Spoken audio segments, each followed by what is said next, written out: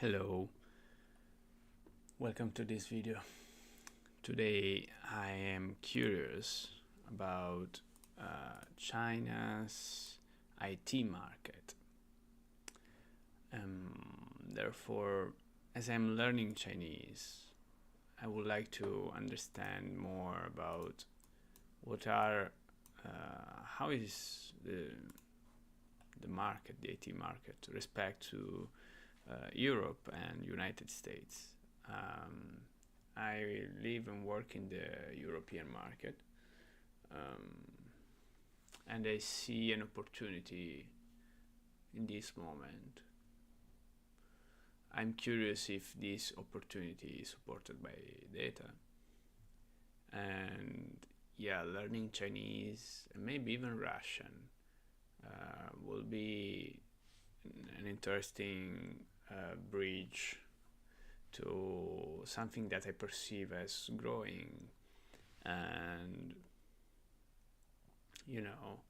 a growing environment makes it easier for everybody to just prosper. Let's have a look then at what these possibilities are in terms of statistics. Let's have a look at some articles that maybe talk about this. So I want a paper which talks about China, which has maybe some numbers. Oh shit, I'm a bit lost here. China, yeah. Why it's like that? Whatever. China, IT. In this moment, IT means AI.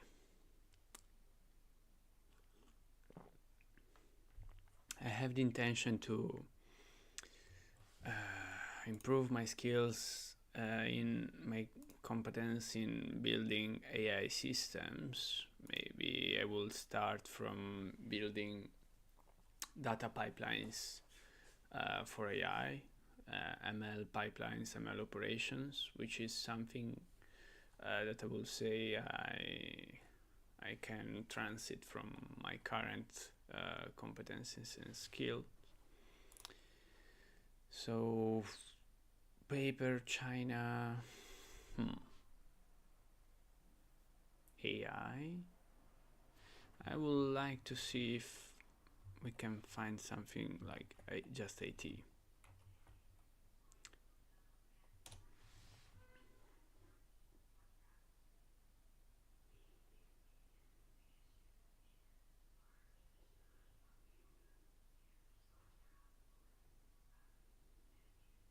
Ah, wow, okay, interesting. So this is something that I already found in other.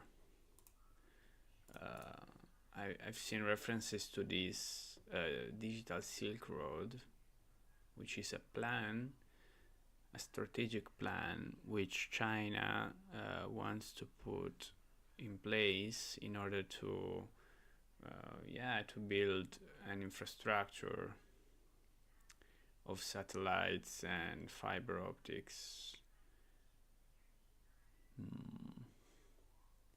This is interesting.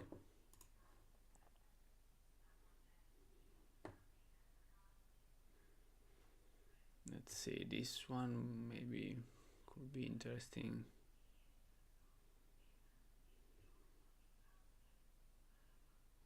Okay, so this thing about paper research.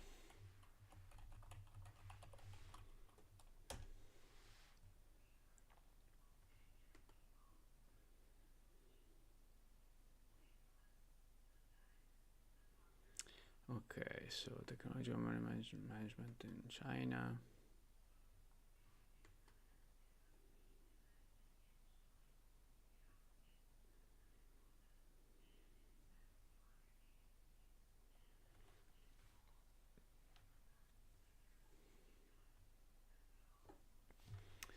Okay, so here we have managing the risks of China access to US data and control of software and connected technology. So this is relevant, as if you move in this environment, you cannot ignore this Cold War between United States and China on this technological field. Of course, it's relevant. The risk of Chinese access to data and control software and connected technologies.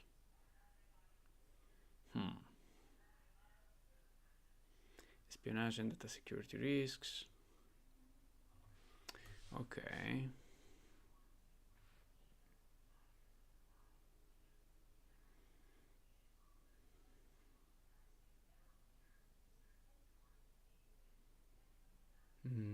I see. So there are a lot of security concerns, of course.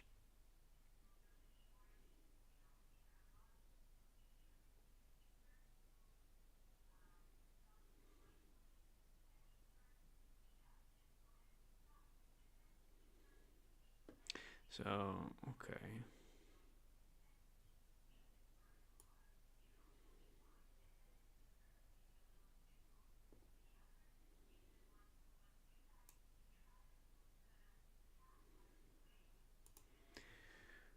So it's like a mirror. Everybody's accusing the other. Same thing.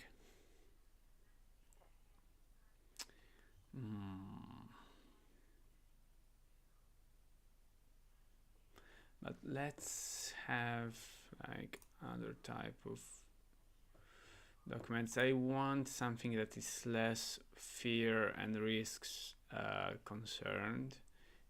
Of course, this is important, but I'm like more interested in something proactive, something more concerned about creation of value.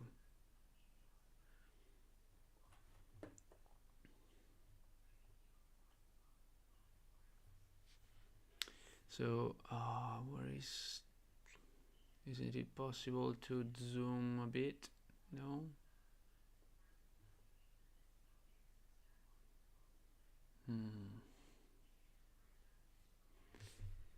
This paper reviews the framework of management of technology field and examines some application cases of technological development and innovation in China. It addresses various crucial issues necessary in the establishment of infrastructure, strategy, mechanisms, and systems of technology management in China. It draws upon knowledge acquired from the US experience in this field from the past 2 decades. This paper stresses the importance of keeping up with the fast pace of technological changes and emerging new global paradigms of the business environment. MOT is an important strategic instrument to improve competitiveness and create prosperity in countries that effectively apply it. The paper draws upon the experience of the US in MOT over the past 2 decades and projects what may be needed for China to continue its development and economic growth in the future. There is a need for appropriate infrastructure, strategies, and mechanisms to be established in order to support the diffusion of MOT principles throughout China. Educational institutions offering business and engineering education need to introduce MOT curricula following the US model or develop a new model shaped by Chinese culture.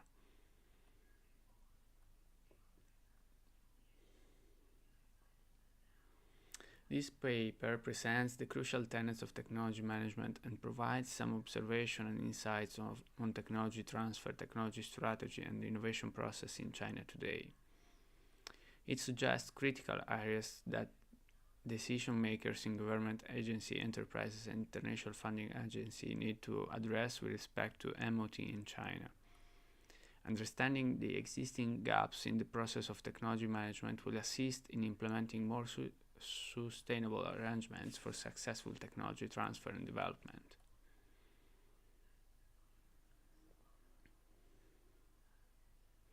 The main purpose of this paper is to argue that globalization is beginning to affect international business environment, bringing to the forefront the importance of studying management concepts as to the synergy of differences between West and East.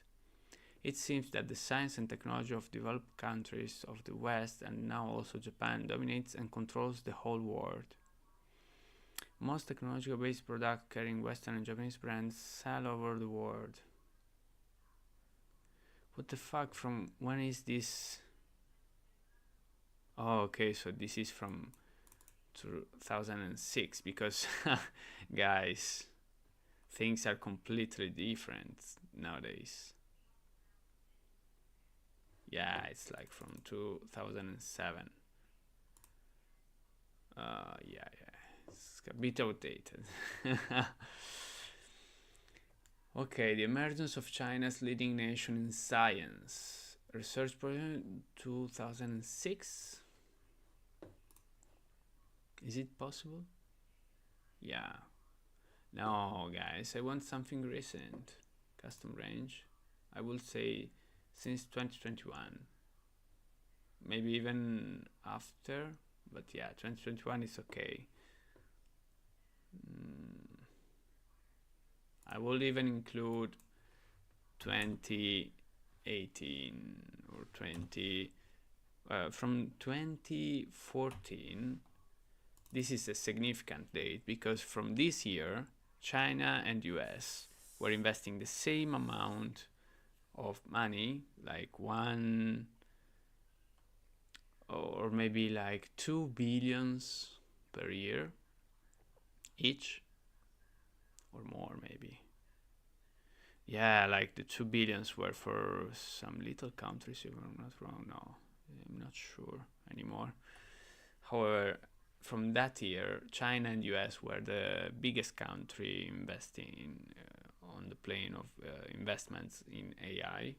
They were quasi identical. US for some years still had an advantage in terms of private investment.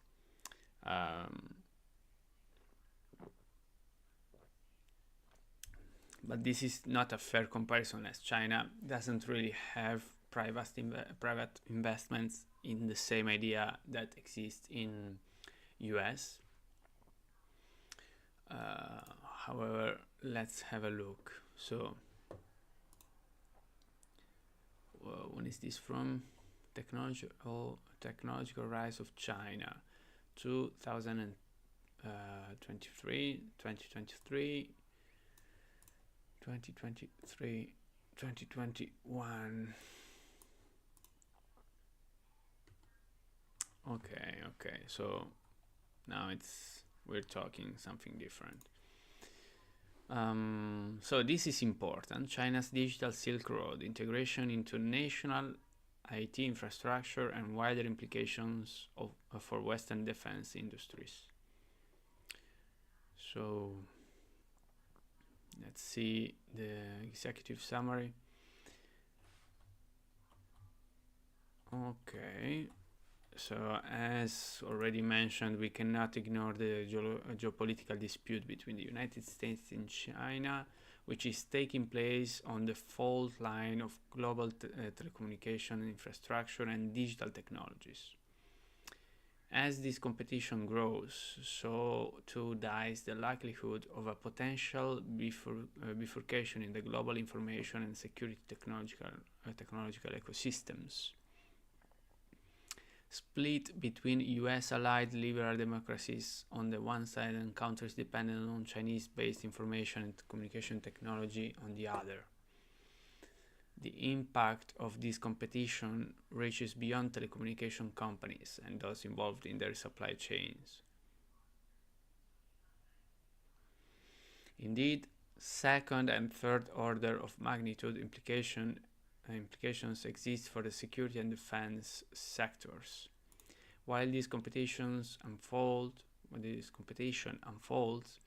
the Chinese government's digital Silk Road continues apace and leverages the strength of Chinese public and private sector giants to further integrate Chinese technology and standards into the digital ecosystems of the less developed emerging and developed economies alike.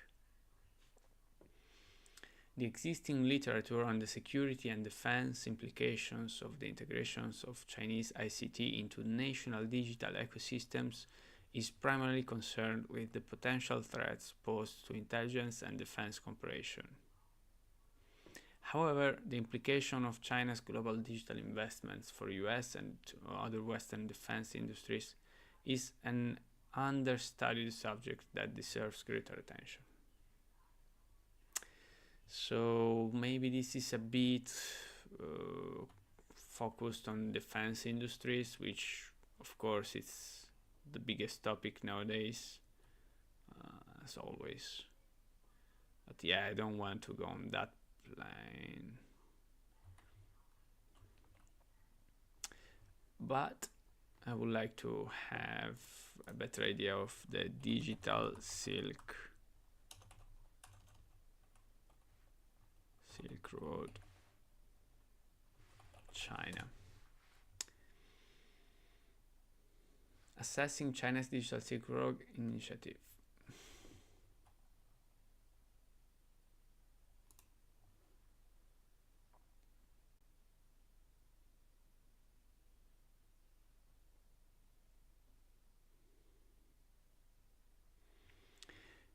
As part of China's massive Belt and Road Initiative, the biggest infrastructure undertaking in the world, Beijing has launched the Digital Silk Road.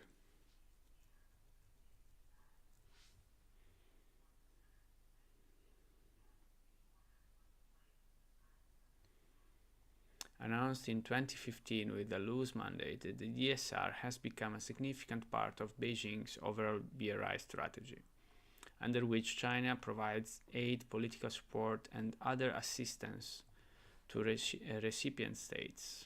DSR also provides support to Chinese exporters, including many well-known Chinese technology companies, such as Huawei. The DSR assistance goes towards improving recipients' telecommunication networks, artificial intelligence capabilities, cloud computing, e-commerce and mobile payment systems, surveillance technology, smart cities, and other high-tech areas. China has already signed agreements on DSR cooperation with or provided DSR-related investment to at least 16 countries. Let's have a look. This article is... they don't say it. Ah, shit.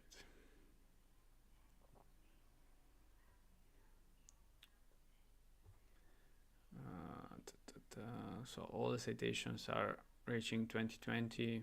I imagine that this may be from 2021.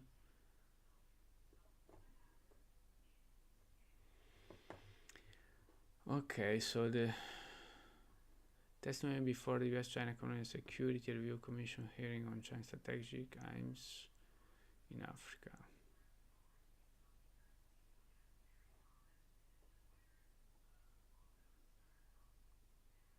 So this is about China's technology diffusion in Africa.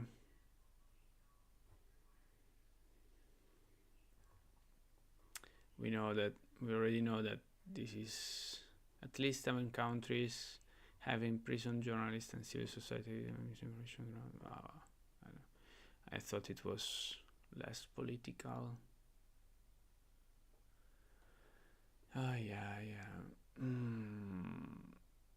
Oh, look here. So African countries with AI and big data surveillance technology provided by Chinese firms.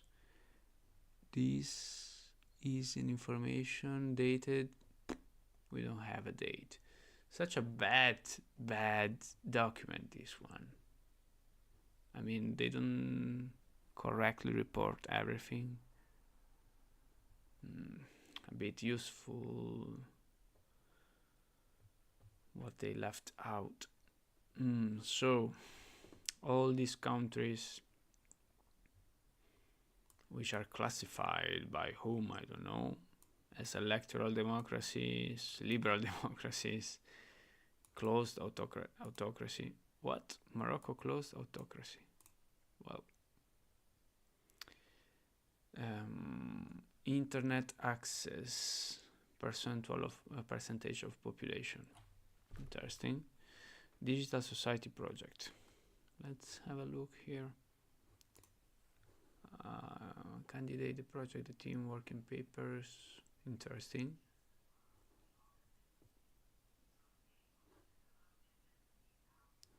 Social media monitoring and arrests. The above graph presents a scatter plot of two indicator arrests of political content and government social media monitoring.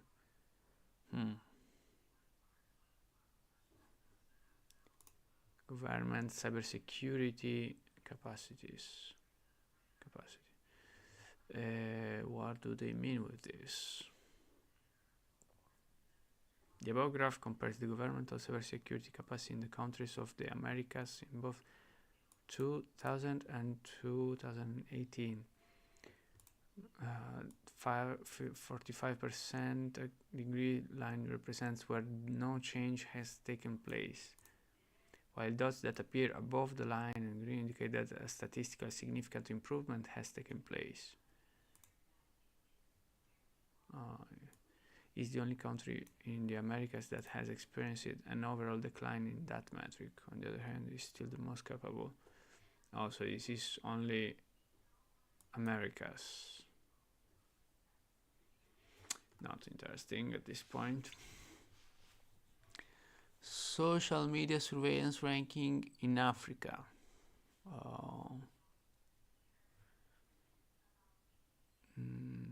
Lower ranking, more surveillance. Okay. Botswana is in a really bad place. South Africa too. Ghana. So Algeria says it's in a good place. Mauritius, it's not that bad. Zimbabwe looks like is one of the best examples in Africa. Online censorship ranking in Africa. Okay. Remember, yes, only Botswana it's not, and Mauritius. Digital Silk Road member.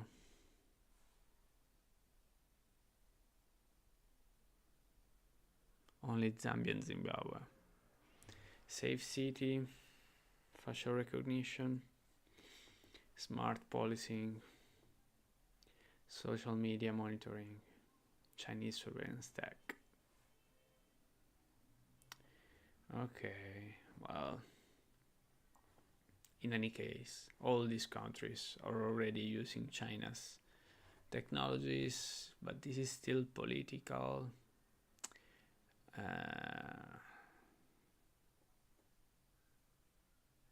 So what I understand is that Chinese are spreading their example of state participating in digital Silk Road. So these states here are somehow participating in the digital Silk Road. But yeah, I'm not that interested in such political topics, in the sense that of course they will shape the world I'm moving into, and in other contexts I would like to continue to investigate about these topics. But it's not of interest in this moment. I want to understand, for example, how easy it is to find IT work in China for a foreigner. China, foreigners.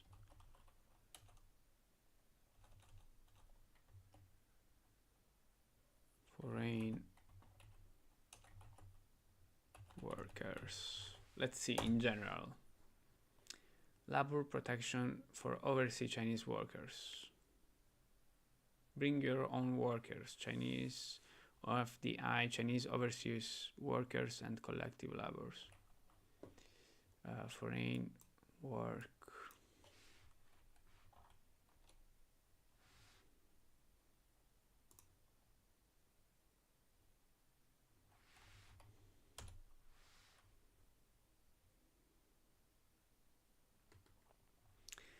Research on factors that influence the employment of foreigners in China. Okay, is China ready for foreigners? Public attitudes towards immigration in China. China wants the social construction of skilled labor in the three employment sector. The management of foreigners in China changes to the immigration law and the regulations during the late Yuan and early Qili eras.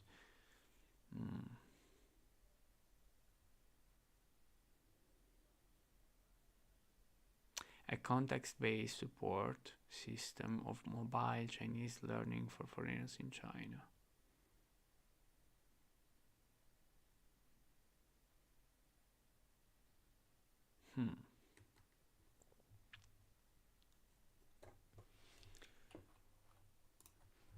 IT work. Outlanders at Work, an interpretative phenomenological analysis of foreign IT professionals' work experiences in Germany.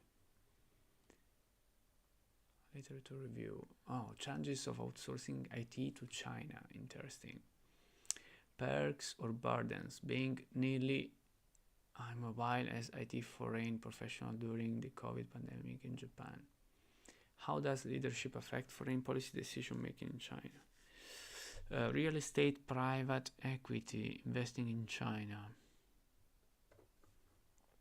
Let's put the proposition in China, foreigners, foreign IT work.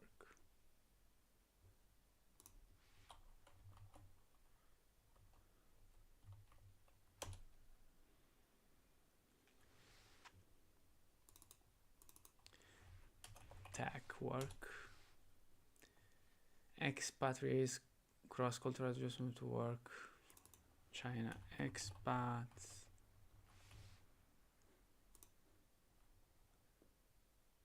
China's engineers at work. Future of work.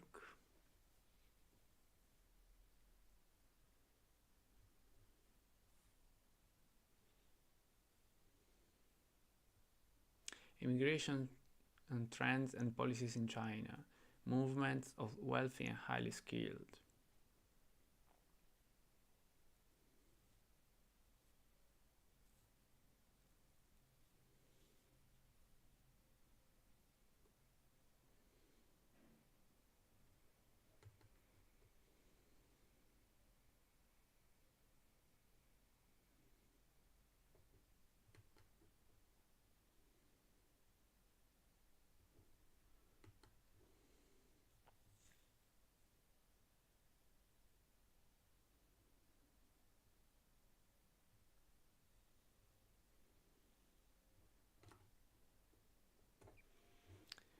In China, expats.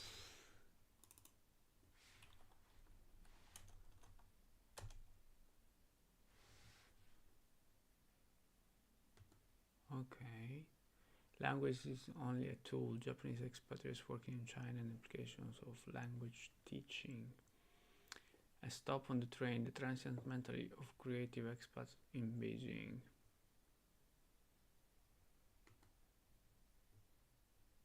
Simulated home, an effective cross-cultural adjustment model for Chinese expatriates. Constructing the self, constructing the place, a critical expression of self-initiated expatriation in China.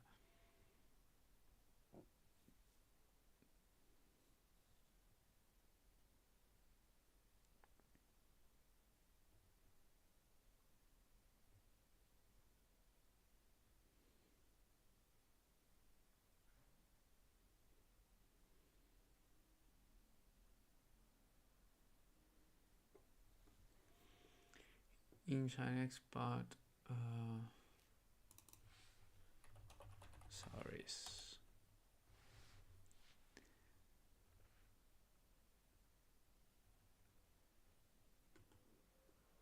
taxes in China. Transiting in Shanghai, high-skilled professional from Spain to China. Wow. How cosmopolitan capital shapes the evaluation of international credentials. A comparative analysis across cities in China and United Arab. Global Argonauts, returnees and diaspora source of innovation. Managers working in international luxury hotels in China, analysis of challenges and opportunities, lexicographic collection.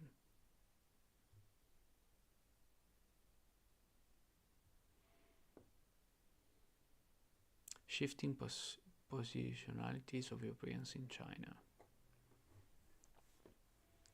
In China, expat.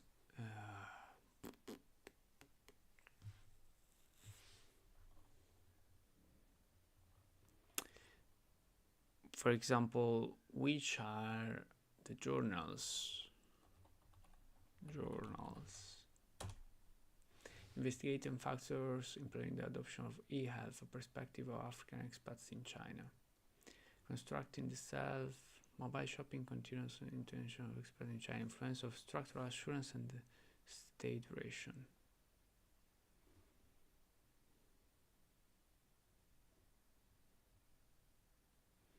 Influencing travel expatriation, willingness of Chinese medical aid team members in Africa. Determining the challenges encountered by Chinese expatriates in Pakistan.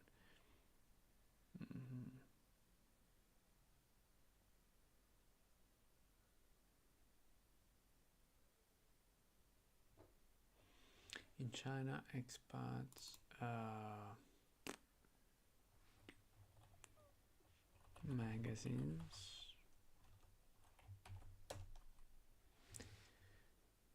New media for new expatriates. Researching digital communication practices among German-speaking expats in China. Getting Alive, expatriate use of new media in Hong Kong. About 2015. Reporting for China, cosmopolitan attitudes on the Chinese perspective among Chinese correspondents abroad.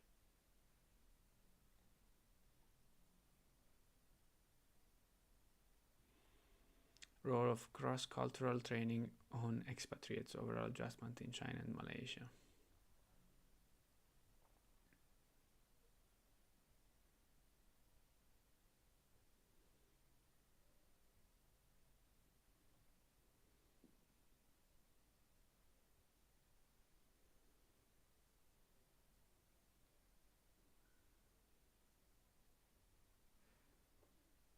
Okay, so I think we have a lot now. I will start from here as the articles from this side look like more relevant from like the last articles I found in my research. I will start from the end. So this is an article which is saying Getting Alive, expatriate uses of new media in Hong Kong. It's from 2015. I will say it's quite old. Let's see if from the abstract we have something interesting. It's an ebook, it's not a paper. Medium signifies first of all an intermediary. The import of the word means is the same. They are the middle, the intervening, the thing through which something now remote is brought to pass. Yet not all means are media. There are two kinds of means. One kind is external to that which is accomplished. The other kind is taken up into the consequences produced and remains immanent in them. Man, this is kind of too much philosophy for me in this moment. I will just close this. Cyber learning curve. Okay. What the fuck is this? This is a Russian website. Research digital communication practices among German-speaking expats. Study case study design. Okay, the present paper develops the study design of a linguistic analysis of digital communication practices among German-speaking expats in China using WeChat. Within digital communication in China, the messenger application WeChat is the most widely used means of communication, boasting roughly 1 billion users. There has not been relevant linguistic research on communication making use of this application to date. We especially lack studies addressing the communication practices with WeChat by native speakers of German. It's kind of really focused on linguistics. I will just discard it for now.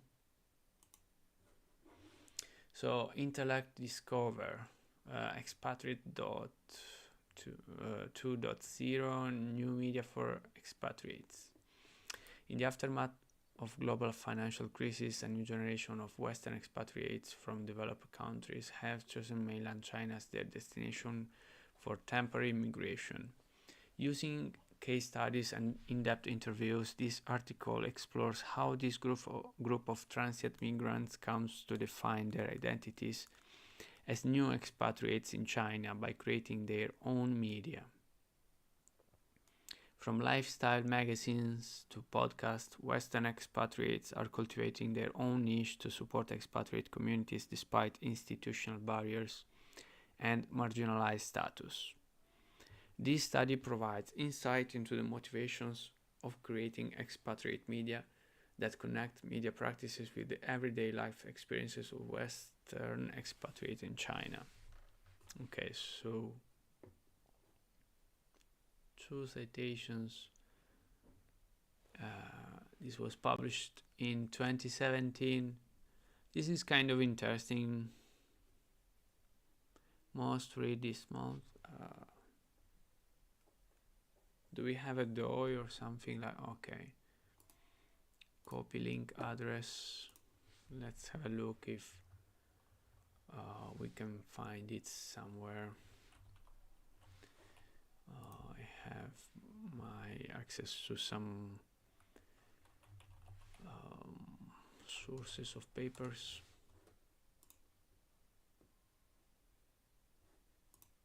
Oh yeah, of course. I need to log in here.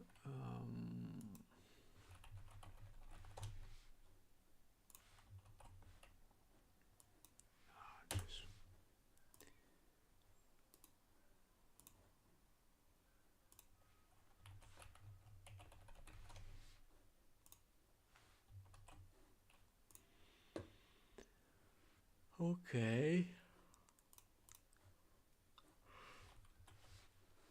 Now let me copy the DOI.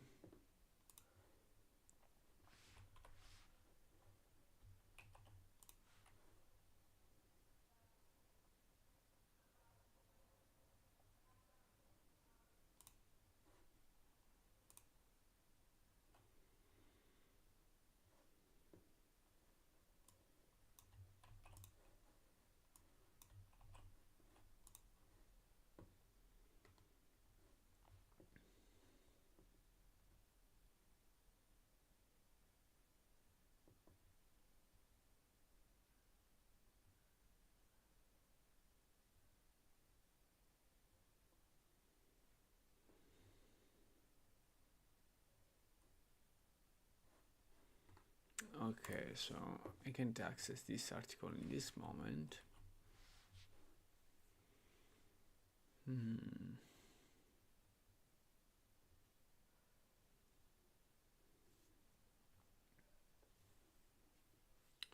How can I do this? Well, I will just take note of it and maybe I will explore it later.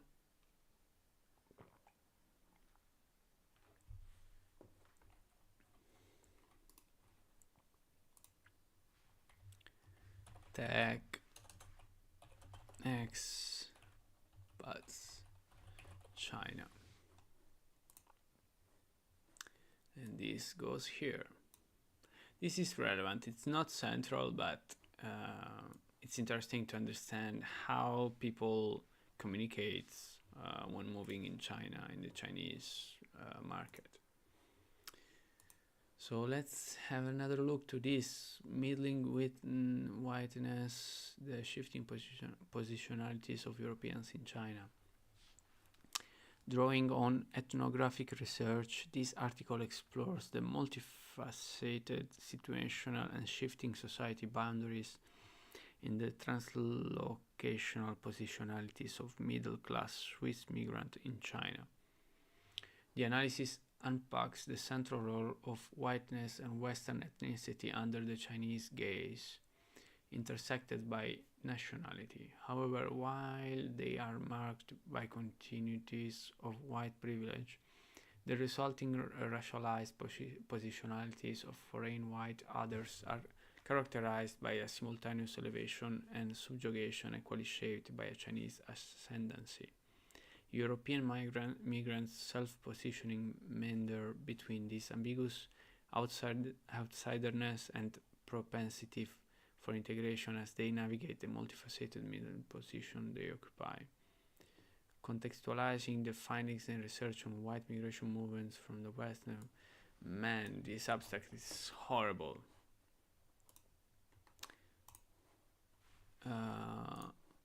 Resume this in simple words.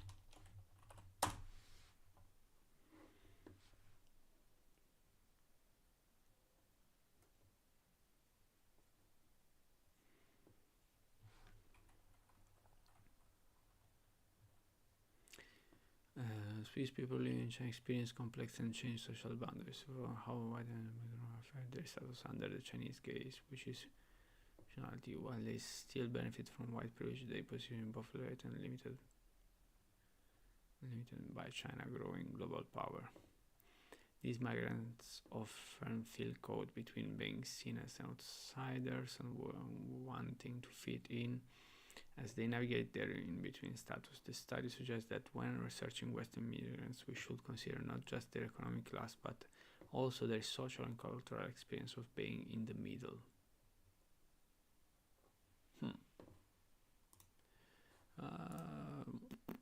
I think it's too specific, like too much anthropology. Okay. Transiting in Shanghai, high-skilled professional from Spain to China. So this looks really interesting. It's from 2019 and it says, so it is about migration. The last decade of transformations in global economy have made international migration between China and Spain increasingly popular.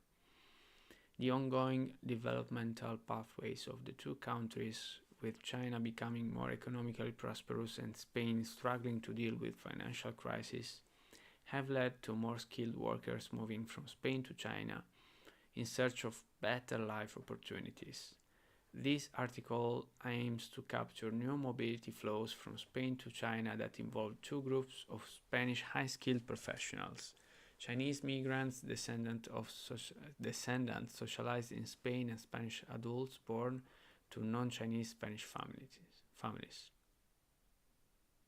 So, second or even further generation Chinese people moved to Spain, going back to China, and Spanish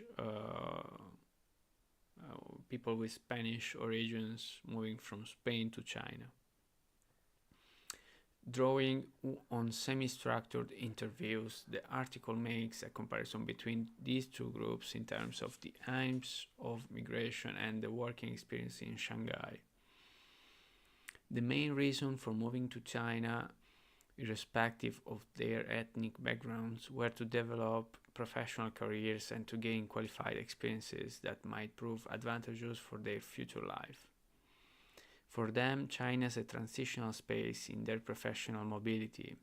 Therefore, in our study, the presence of migrants' descendants in their parents' home country cannot be described by the notions of return migration, ethnic return, and second generation return. So, okay, this is really interesting.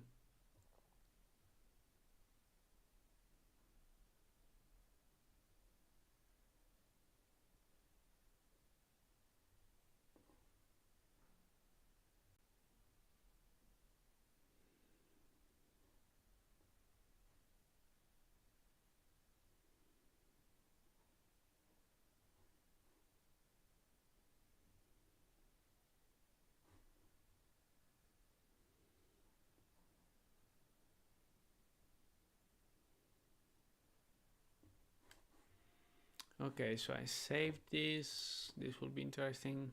Taxes in China. Okay, so Springer, Nature Link.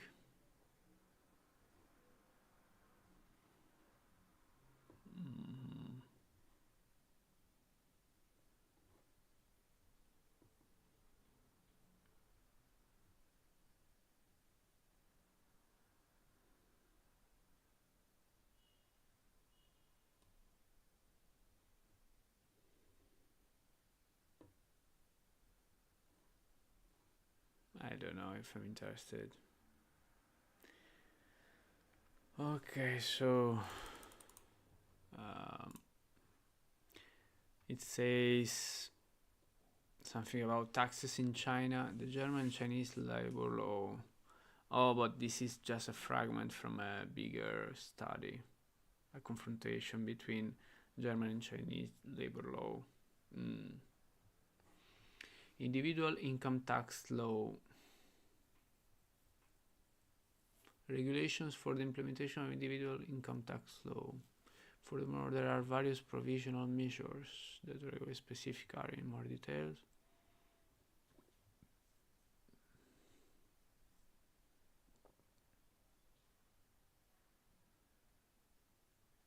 Yeah, I'm not interested. Uncertain costs, unclear benefits, China's social insurance system and foreign workers. So this is from 2016 and it talks about China's social insurance system and foreign workers. So, wow, interesting. China's fairly recent implementation of a social security insurance scheme that includes foreign workers has generated unintended uncertainties and inconsistencies both for foreign companies in China and for Chinese companies working outside China, without generating clear benefits for foreign workers. This note provides an overview of the new scheme, which requires for the first time all foreign workers and their employers to pay into the social security insurance system. Weaknesses in this new scheme include inconsistent implementation, scattered timelines, and incomplete information on coverage. In the face of these and other shortcomings, China should focus on the benefits of reciprocity and totalization by implementing more bilateral social security agreements, as well as clarifying the existing social insurance system. For companies with a global outlook, establishing a foothold in China is a necessity, not a choice. A 2014 survey by the US-China Business Council showed that 22% of responding American companies view China as their top priority for growth, while 71% say China is among their top 5 priorities. These same companies, however, list human resources particularly. Okay, so there are some difficulties when coming to social security, social insurance. Am I really interested in this? Maybe. It's kind of really collateral information, useful because it's of course something that you have to keep in consideration when working for broad companies, when migrating or working from where you are, for Chinese companies maybe. But I think that there's some type of consultancy that it's available. I think this is more an issue for big companies.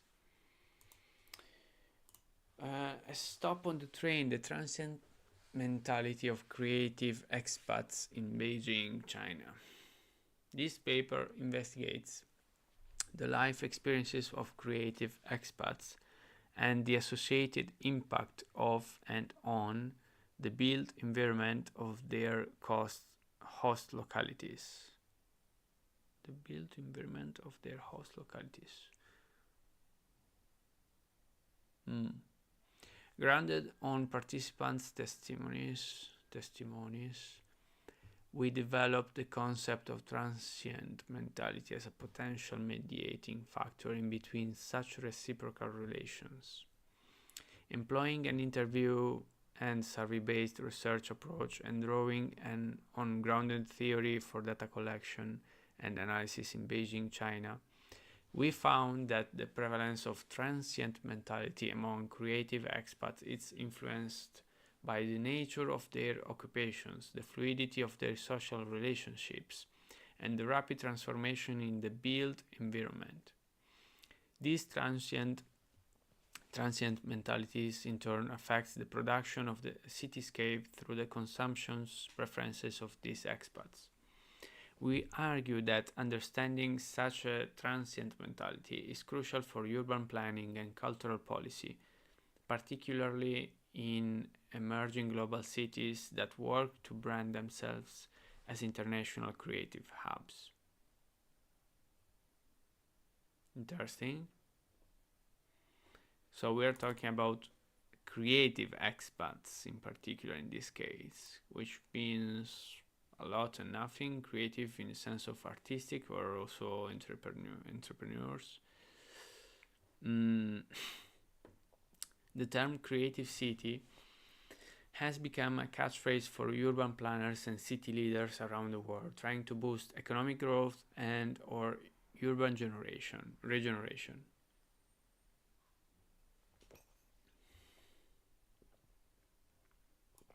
This article is from 2023, 2022. Okay.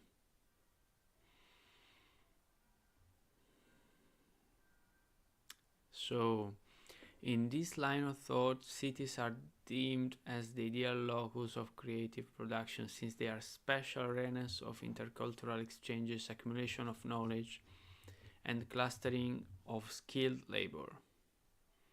In recent decades, globalizing flows of talented migrants have reinforced this centrality to a degree that the geography of these individuals coincided with that of global cities.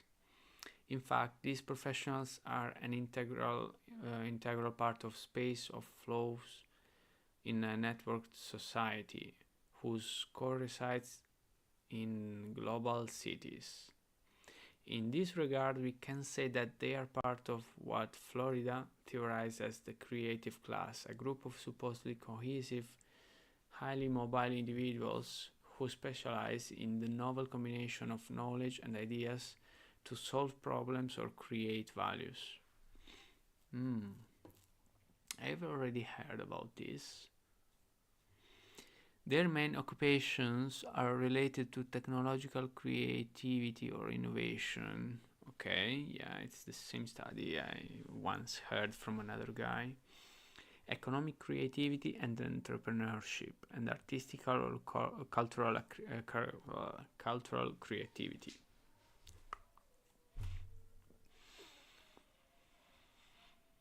And they arguably make disproportionately high contributions to economic growth in such global creative cities. Subsequent empirical studies on the creative class thesis focus on two topics. The first concerns the pull effect of soft factors. While Florida and others believe that creative workers are attracted to cities with place-specific characteristics that foster talent, technology, and tolerance. Critics argue that Florida's theory romanticizes the increasingly precarious market of creative work and puts a disproportionate emphasis on soft conditions as a source of attraction. The other research thread pays attention to the acclaimed urban and regional growth effect of the creative agglomerations. Yet the evidence has been mixed, if not predominantly missing.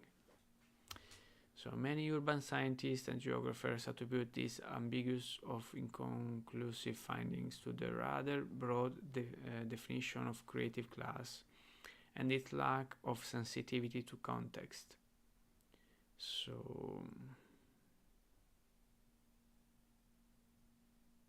this paper addresses the gaps by investigation the personal experience of creative expats and their impact on interaction with the built environment.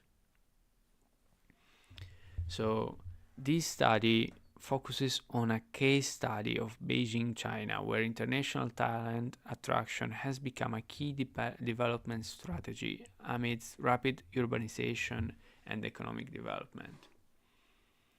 By exploring these questions, we aim not only to shed light on the help to unpack further black box of the creative class, in providing a potential alternative explanation for the lack of quantitative evidence on causality, but also to contribute to urban studies by linking urban amenities. Man, it's so exhausting reading this fucking text. Why it's so heavy? Why they don't put things clear and a bit less heavy texted? What the fuck? My head hurts. They use so much words to say so little things.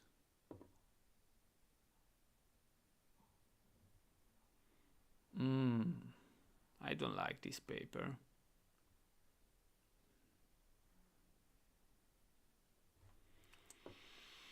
Interactions between creative expats.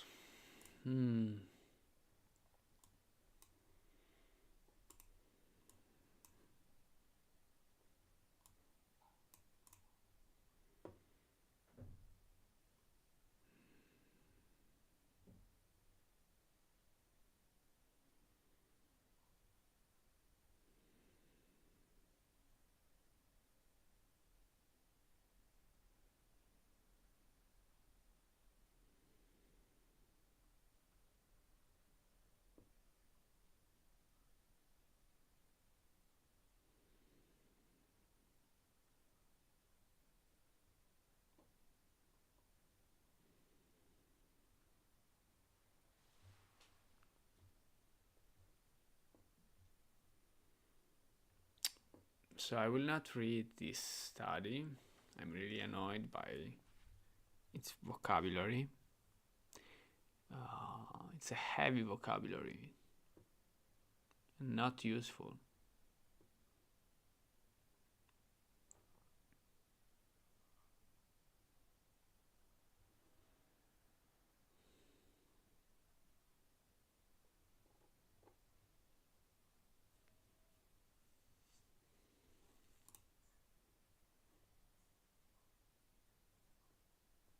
Nobody cited this article.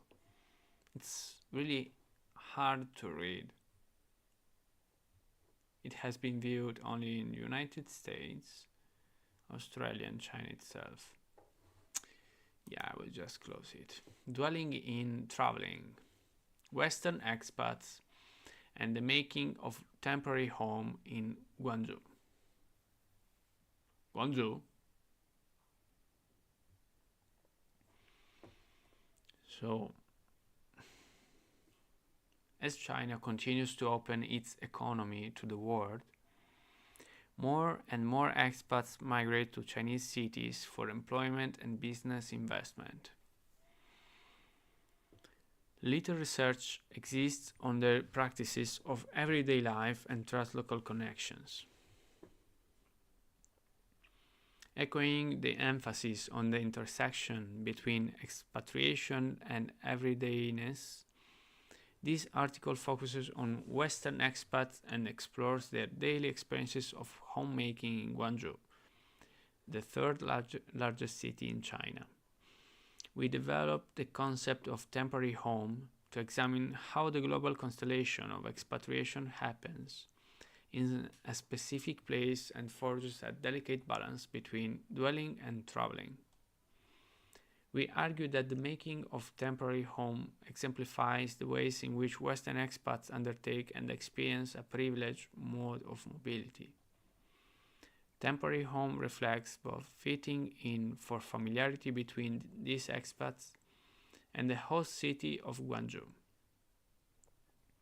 and opting out in order to navigate the global race for skilled professionals and to accumulate transnational experiences. They engage in the making of temporary home, a form of material and symbolic landscape that represents a privileged lifestyle of dwelling in traveling.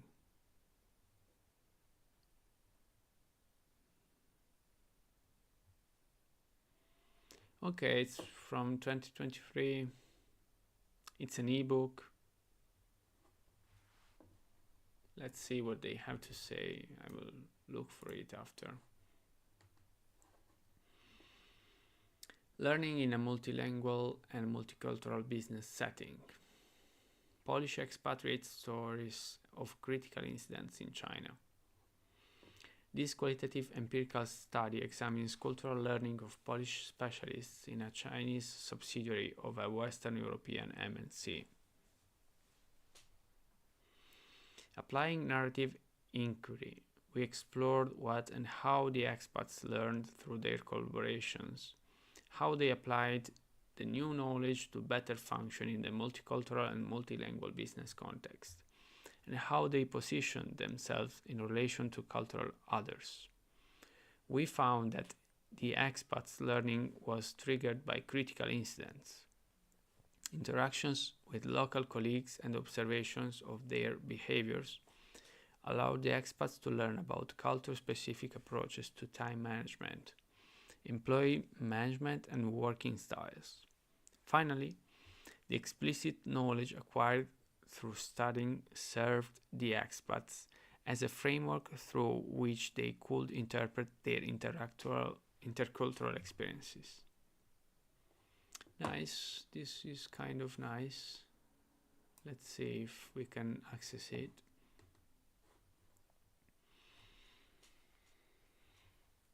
Okay, so experiences of Finnish cleantech SMEs with setting up a company in China.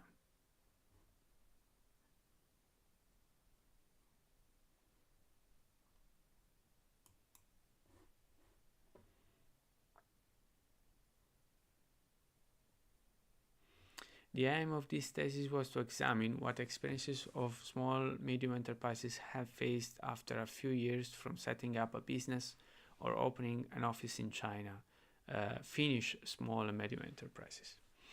The chosen small SMEs were from the clean technology sector. The research problem was to clarify especially the difficulties, obstacles interviewed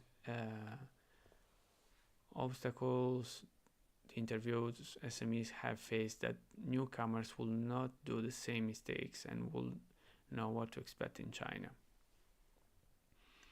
The used research method, qualitative research, was described in the introduction. The theoretical part of the study deals first with the economical atmosphere in China today. This is from 2016. Doing business in Asia, typical features of Chinese business life and challenges Finnish companies have had in China. The theoretical section ends with information of presenting soft landing services and clean tech industry and its potential to an export to China.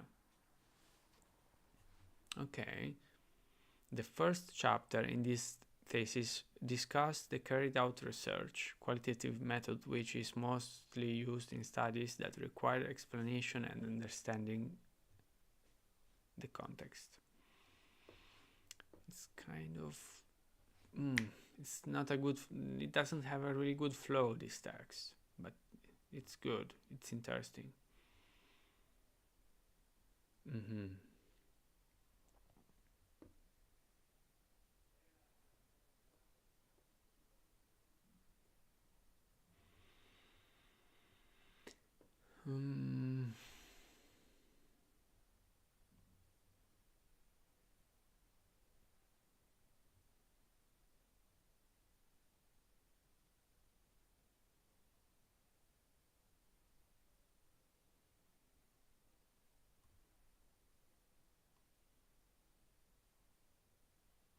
Okay, so first of all, I will save this here.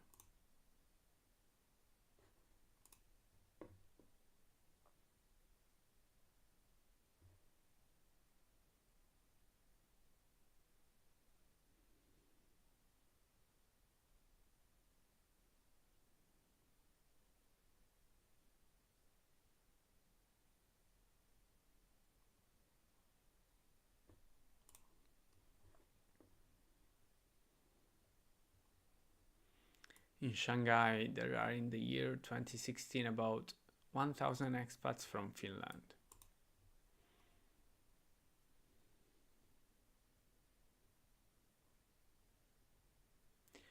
So, in this kind of shock, there has founded 5 stages. Man, this statement, it's really bad. This kind of shock, there has founded 5 stages. Frustration of the culture, which includes the language, the food, and the local customs. Unwillingness to understand the rationale behind the local ways of doing things. Ethnocentricity. People from Western world may label Asians dishonest because they seem to say another and to do another. Fucking hell. How do you write this, Yana? Racism, including the unflattering labeling of all Asians into such groups like Japs and coolies. Oh my god. This is kind of childish. Avoidance of culture. Western people tend to form own clubs. Yeah, this is true.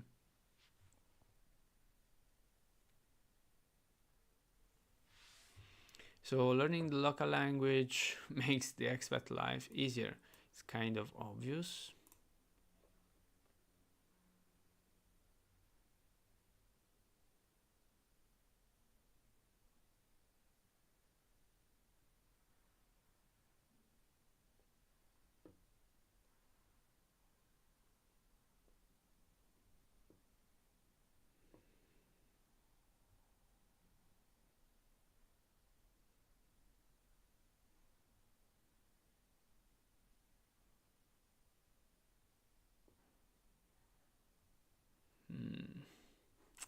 Yeah, so I saved it.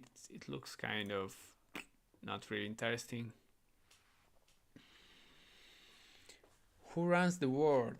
Gender performances and racialized branding among young foreign women digital entrepreneurs in China. This article studies young foreign female entrepreneurs in China involved in online business,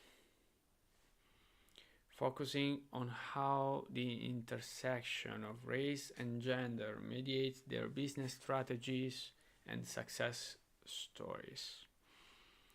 Existing literature on foreign migrants in China describes the transnational corporate and entrepreneurial sector as male-oriented,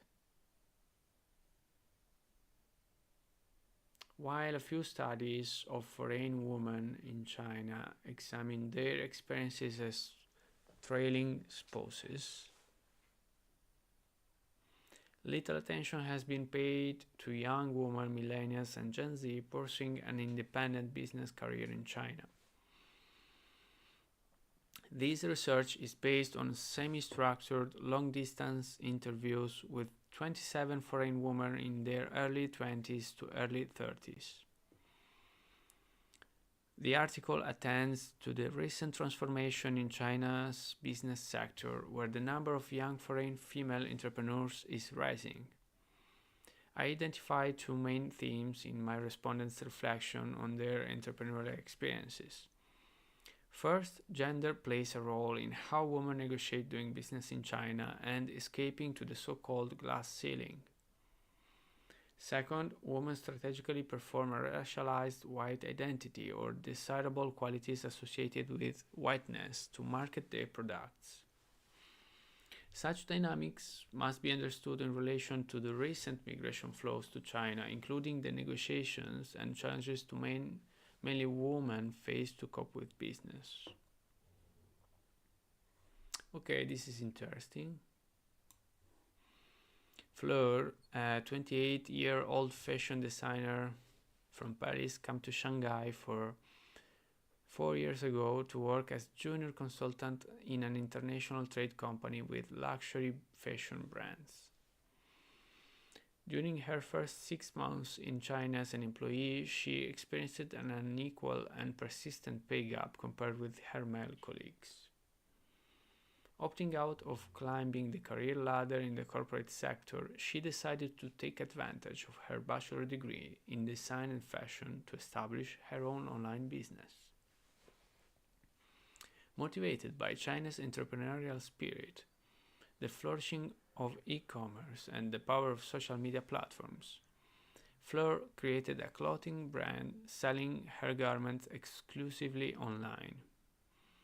In a few months, she had attracted many foreign and Chinese clients looking to purchase, according to her, a piece of clothing from Western, youthful and feminine brand.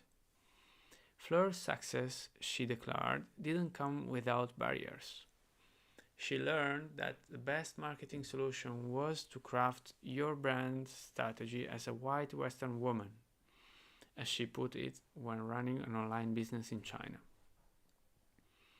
Studies of female digital entrepreneurs challenge the notion that the internet is a neutral platform for entrepreneurship.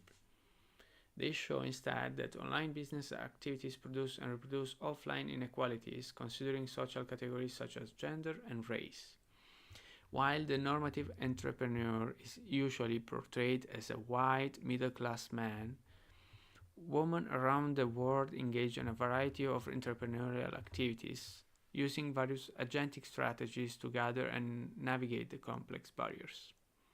These efforts may entail minimizing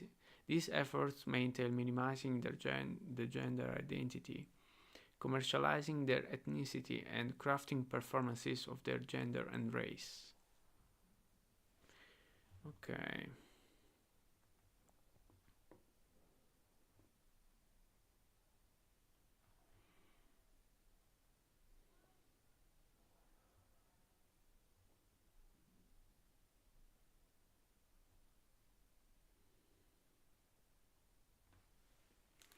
According to research within cyberfeminist and critical race studies, there is a strong connection between online and offline worlds.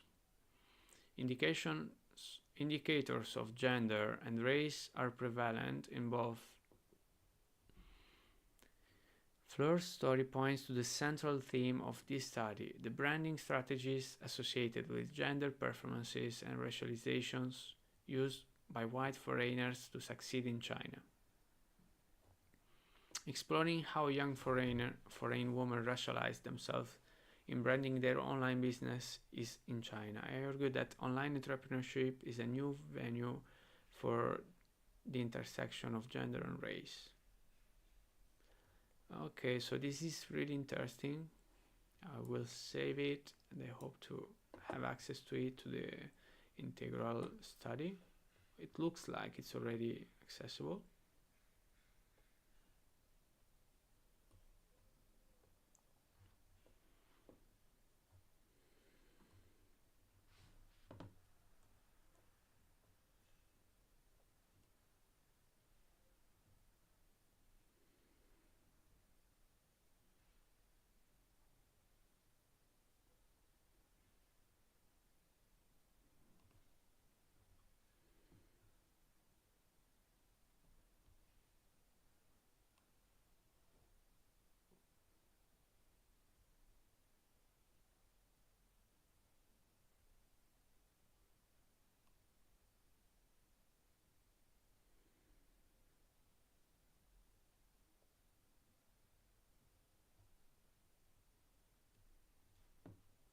Based on a content analysis of their business websites and narratives, I argue that women claimed whitenesses to distinguish themselves in the market. White capital helped them convey an image of skill and competence in Western business. These women reinforced their racialization as skilled foreigners by highlighting their nationality, English language skills, Western education, and Western clients. In the case of African women, removing their images to hide their identity as women of color, highlighting their skills acquired from Western countries, and foregrounding their business collaborations with white women shows how precarious entrepreneurship can be and why they might work to imply whiteness to establish a client base. Okay. So, did I already? Oh my god, I saved it 3 times. Okay. Yeah, this star here wasn't showing me. Okay, hackerspace and Internet of Things in China. How makers are reinventing industrial production, innovation, and the self. So, this article discusses the visions and practices of do-it-yourself maker culture in China. It analyzes how the ideals held by do-it-yourself makers such as openness, peer production, and individual empowerment are formulated in relation to China's project of building a creative society and economy. So this article is from 2014.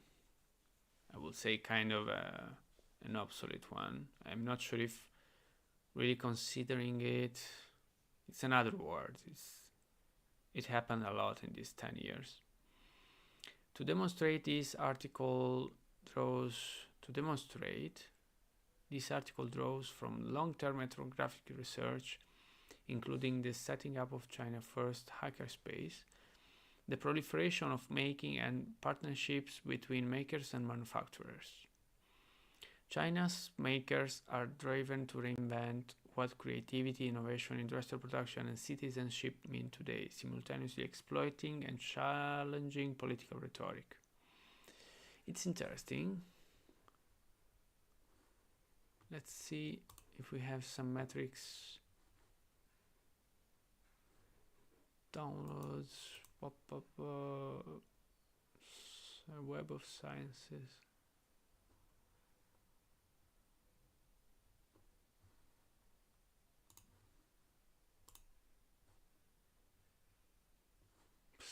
It has some good references, statistics. I will save it for sure. First, it fills a gap in current research by providing an account of a culture of technology production. Second, it proposes the analytical lens of making subjectiveness to open up the concept of the netizen, illustrating the importance of Chinese internet research to consider not only technology use but also the culture and materials of its production. Third, it demonstrates that maker culture is better understood as a parasitic culture rather than a counterculture, altering the system from within, contributing to our understanding of the relationship between technology use, production, society, and activism and the state. Interesting.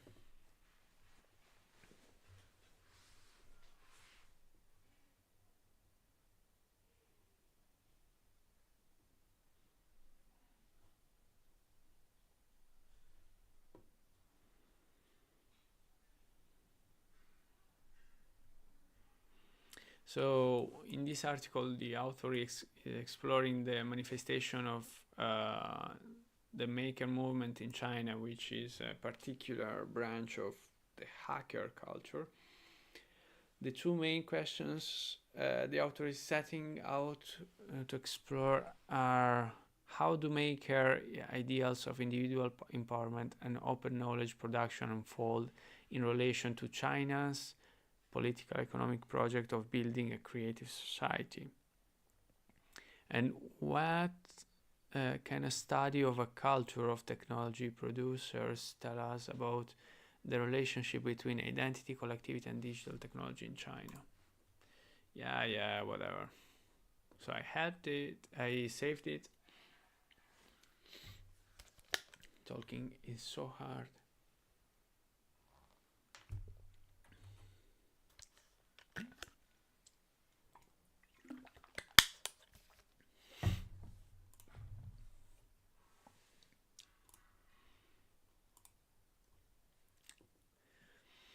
Another article, this one from 2016, is from a series called Spotlight on China, and it's titled Chinese Education in the Globalized World. So the abstract is: economical globalization and advanced communication and transportation technologies have greatly increased interconnectivity and integration of China with the rest of the world. This book explores the impact of globalization on China and the interactions of Chinese education with the globalized world. It consists of 20 chapters which collectively examine how globalization unfolds on the ground in Chinese education through global flows of talents, information, and knowledge. The authors established and emerging scholars from China and internationally analyzed patterns and trends of China's engagement with the globalized world, as well as tensions between the global and local concerning national education sovereignty, and the widening gap between brain gain and brain drain. The book covers a wide range of topics, including internationalization of Chinese education, student mobility and intercultural adaptation, cross-cultural teaching and learning, transnational talent mobility. This is interesting, especially the last chapter here, transnational talent mobility.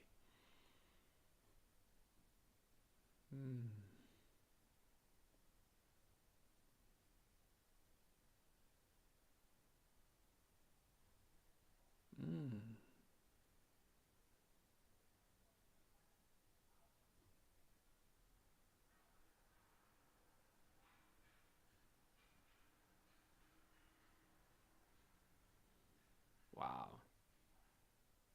I really appreciate Spotlight. Wow.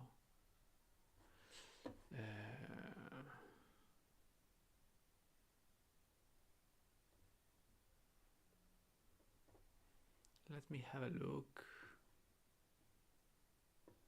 at other publications from the same editor.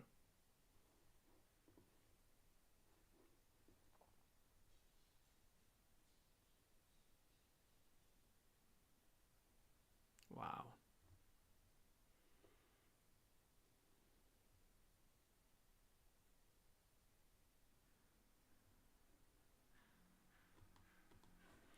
Let's see, journals and books.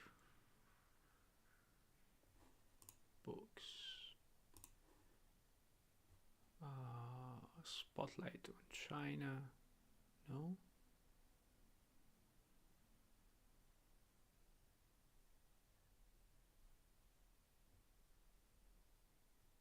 Global Tea Studies.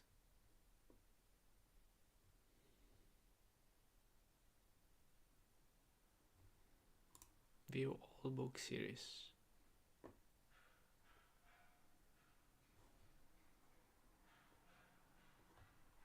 Show all.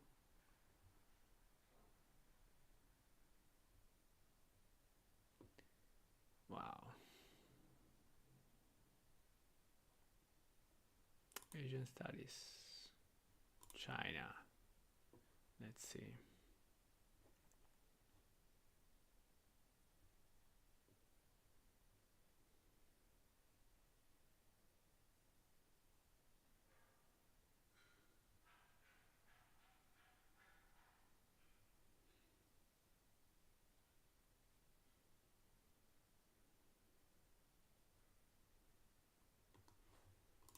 What is this here?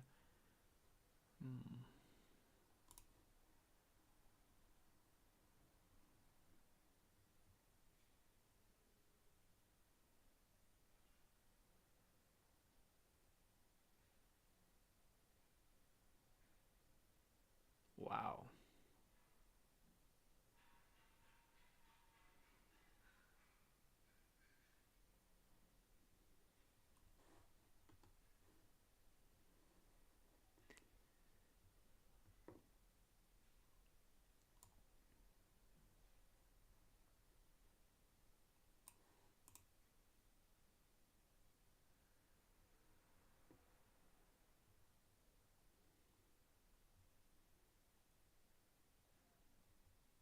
Incredible.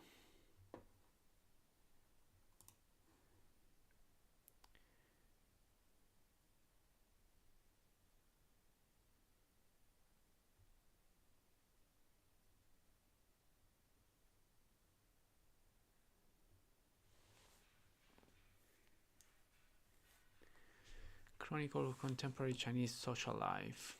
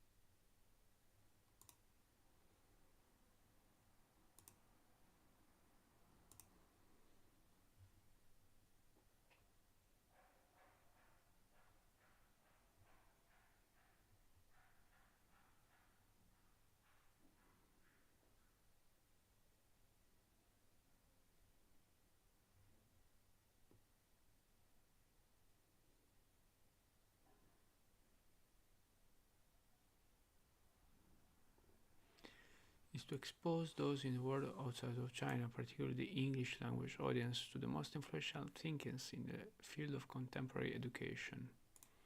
Each book has contributed to the richness, complexity, and depth of intellectual academic discussion about Chinese education. The books in the series include works by the first president of Peking University, a leading contemporary educational thinker, a prolific author on higher education developments who returned to China to champion progressive education. To anyone who wants to understand the thinking behind and beyond the often used phrase educational reform with Chinese characteristics.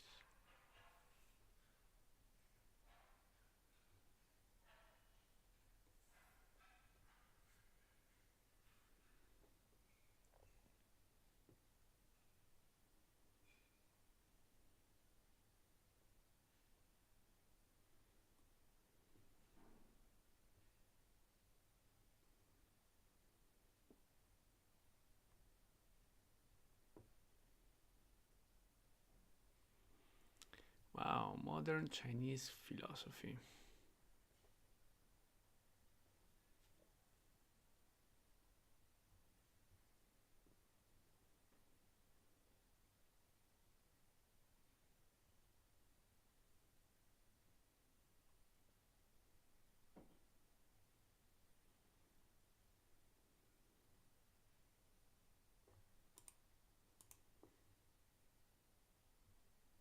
Ideas, history, and modern China.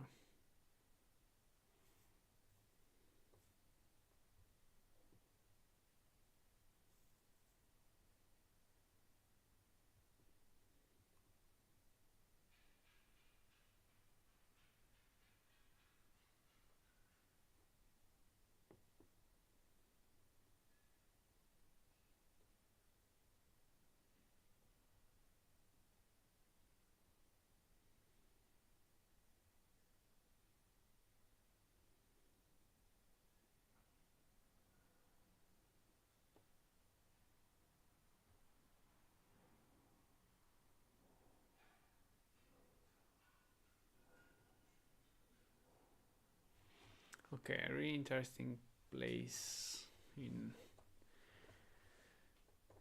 the word universe, in the book universe. Future of work, insight from the recruitment industry, Qualface, Deutschland.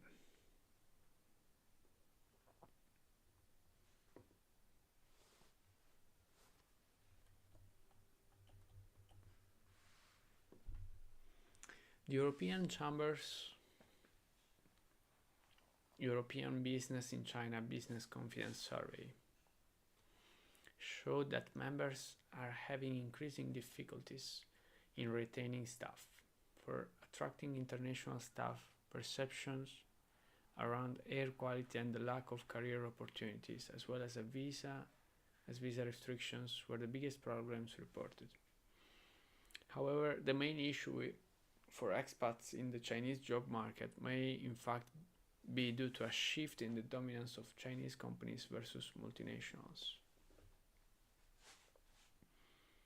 The growth of local tech giants like Alibaba, Tencent, and JD over the past decade means the demand for talent has changed.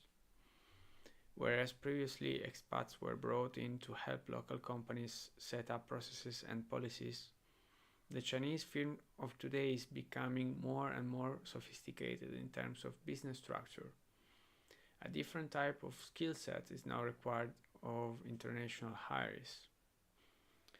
The BCS also reported that when it comes to attracting Chinese staff, salary expectations and the quality of career opportunities were the top 3 issues for chamber members.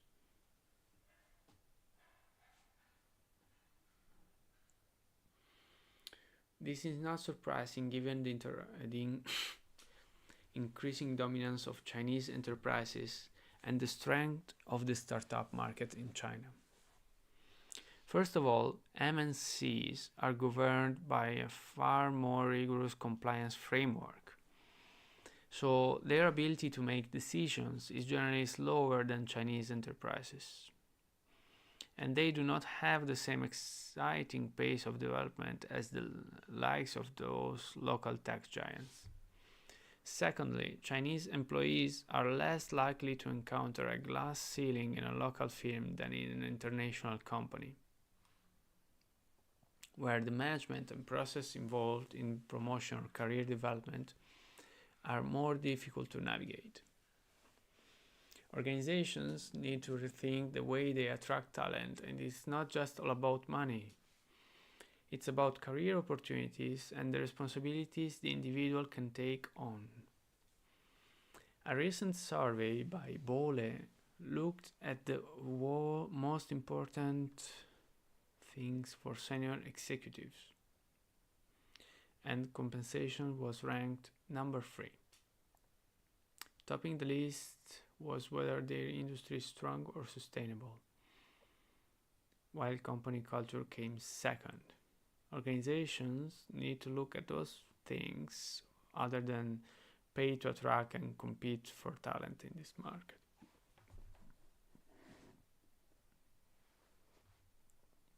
For foreign job seekers, while culture clash is perhaps too strong a phrase, there is a need for culture adjustment.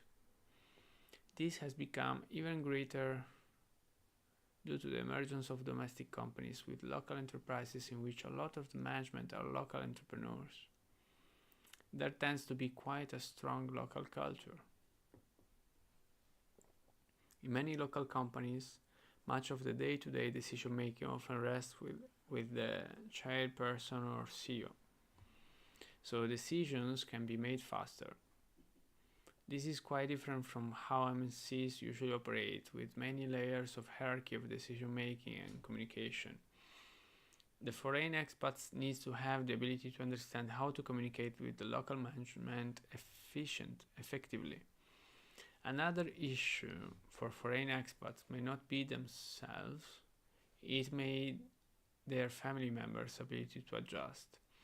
In the past, there was quite a strong expat community across many cities in China, and the family of an expat could stay in the bubble for several years quite comfortably. Now there's a lot more integration in all aspects, including social networking with the local country and education, which means family members also have to be able to adapt to the local environment. While companies are increasingly developing internal human resources teams for cost reasons, they tend to utilize external recruitment services when a role is more difficult to fill. That is usually senior executives or very technical or specialized roles. Internal HR teams tend to source mid to lower level candidates themselves. Middle management, corporate functional roles like HR, finance, information technology. For these roles, generally the internal HR will have a good pool of candidates they have already been talking to. Therefore, the value an external recruiter can provide for a company trying to fill a senior role is a much more diverse candidate base. Over 20 years, a recruitment agency can accumulate up to 1 million candidates in their database. It will take a lot of time for an internal HR team to build up a pool of candidates of this magnitude. Secondly, internal HR teams tend to source candidates within the same industry or within like for like type of organization. As companies start to require skill sets from different industries to maintain competitiveness, they need to have access to a wider talent pool. Internal HR teams may not have that type of access, whereas recruitment agencies will have teams focusing on different industries and different job functions. Most organizations will have multidisciplinary roles, and it's very difficult for one or two internal people to have the coverage or the skill sets to cover all the roles they are trying to fill. Interesting.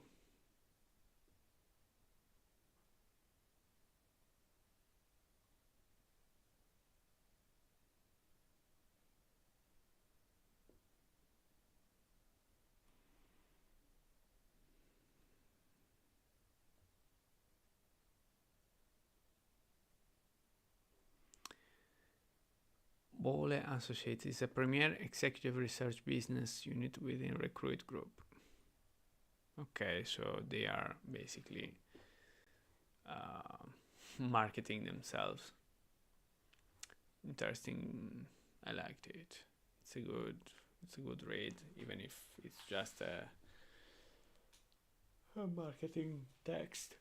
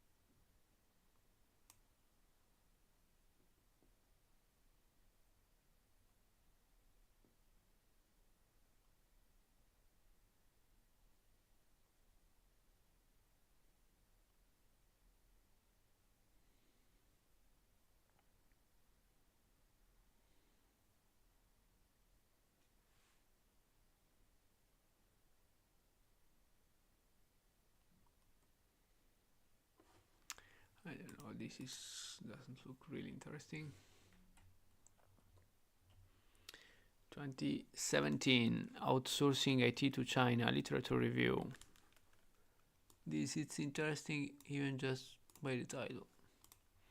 IT outsourcing has been studied by many scholars throughout the world in much detail. The PRC, as one of the leading IT outsourcing markets in the world, nonetheless, is still considered as a developing market. Not many IT outsourcing studies have set their focus on China, although there are summary overviews Few studies have sought the answer why China should be studied or what should foreign companies be aware of before searching for any Chinese service providers.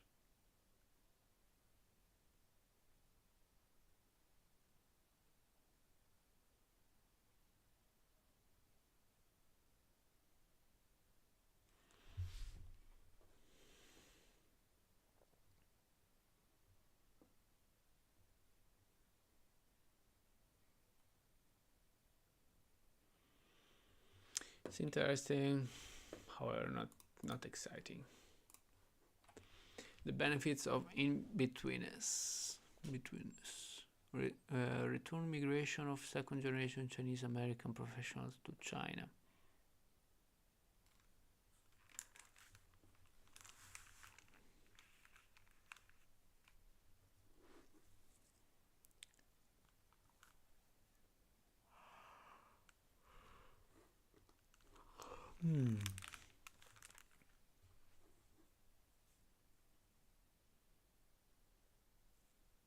This paper describes the policies of PRC for attracting skilled migrants and use ethnographic fieldwork to discuss the actual employment situation of non-Chinese skilled migrants.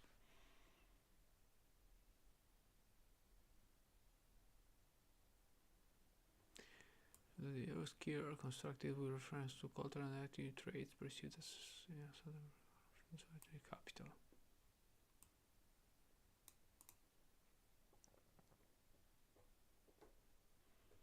This may be interesting.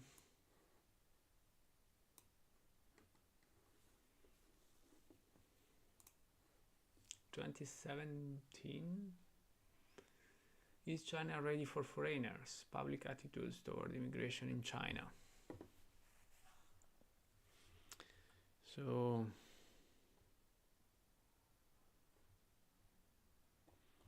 here we have this text saying, okay, China booming economy has provided various opportunities for international migration, but current studies lack a focus on public attitudes toward immigration in China. Using a nationwide representative survey carried out in China, this article finds that most Chinese have positive attitudes toward international immigration, foreign workers and foreign spouses. This study also learned that more respondents believe that immigration should increase rather than decrease. In seeking the sources of these attitudes, this article identifies that non-economic factors play a significant role, and both cultural tolerance and perceived threat are important sources of attitudes toward immigration. It's interesting, however, kind of old. Well, 2017. Let's have a look at it, if possible. Research on factors that influence the employment of foreigners in China. Ooh.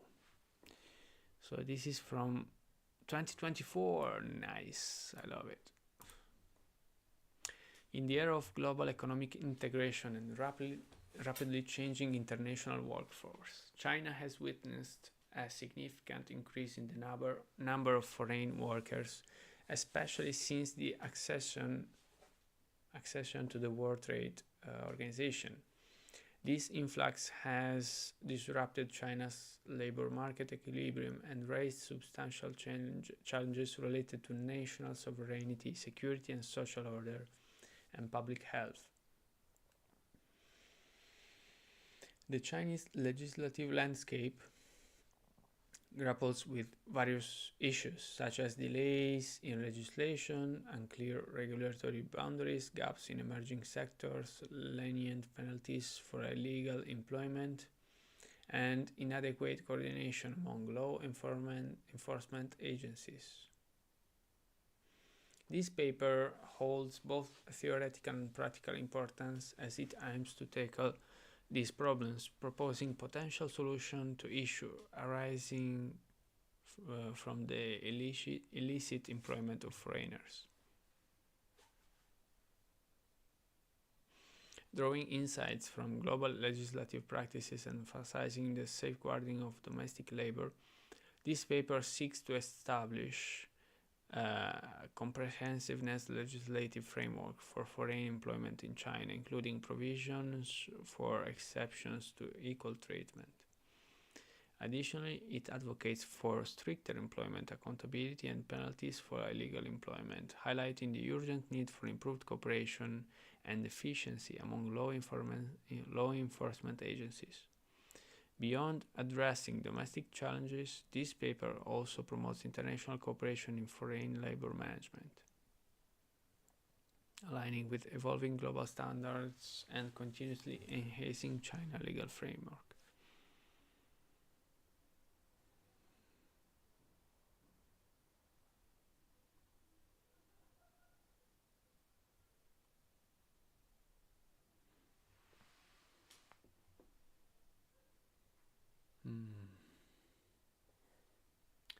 Okay, so we saved it. Migration, transnational flows, and the contested meanings of race in Asia. Ooh, what the fuck?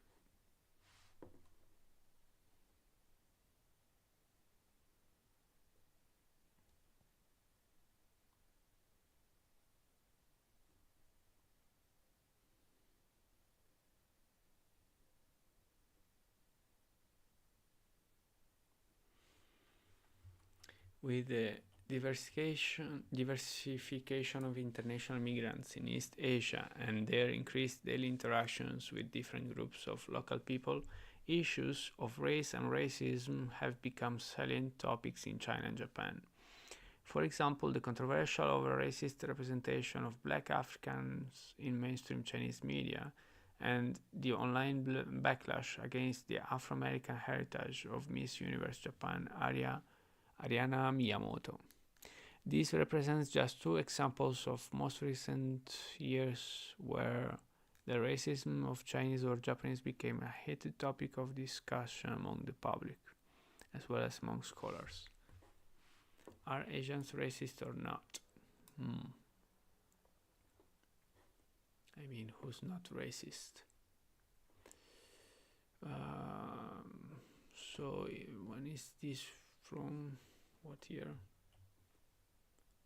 This has been published in 2025. Wow.